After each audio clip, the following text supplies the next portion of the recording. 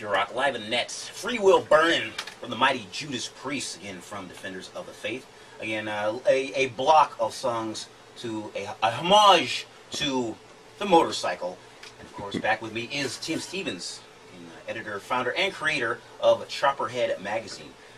I had now the songs I played before you came in, Tim, again, they were sort of attributed to, you know, those Harley owners, Yamaha, Triumph, all of that, and that was something that I did a little bit of riding, but not hardcore. And one incident, unfortunately, that took place like in the early '90s, which kind of just really weirded me out. The singer Frank Starr, he was. I remember him. Yeah, he was in a band called the Four Horsemen, and you know, they were signed in sort of a bluesy, stripped down AC/DC rock and roll type band, and he rode his bike frequently, and one day he got T-boned by a car badly, and he was in a coma for almost a year, and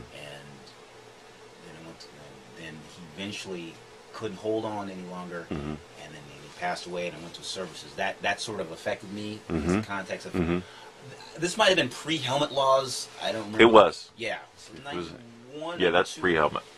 And that's what happened. And the collision, you know, he hit the curb at such a high velocity.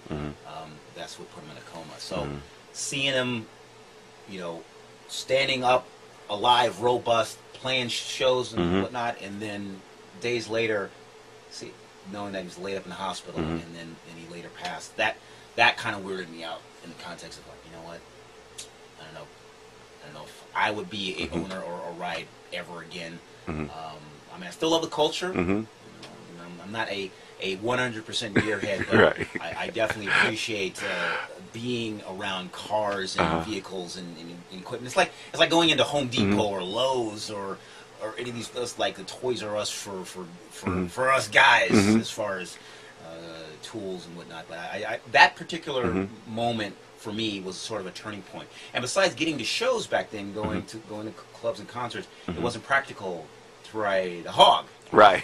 Like, especially if you're a drummer. Yeah, you got a lot of equipment to shop around.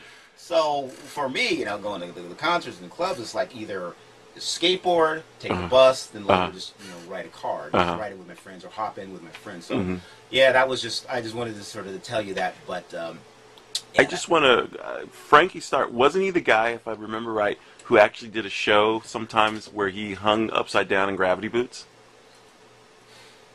No. That wasn't him? No, that was a guy in a band called Rockney. Okay.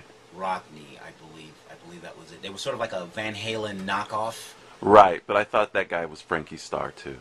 I mean, with that name, it's sort of like a stage name. Like Starr is really not his last name, but I don't think so. Okay, because I remember seeing that guy show quite a few times at the Troubadour back in the day.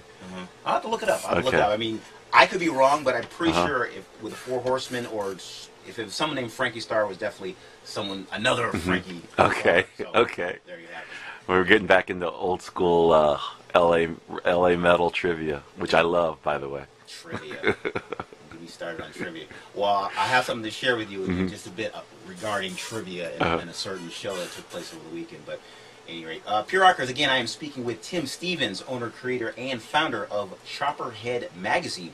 You go to Chopperhead magazine for more information, to check out the content of the mag, because, like I said, not only is it in print form, but you can see it online.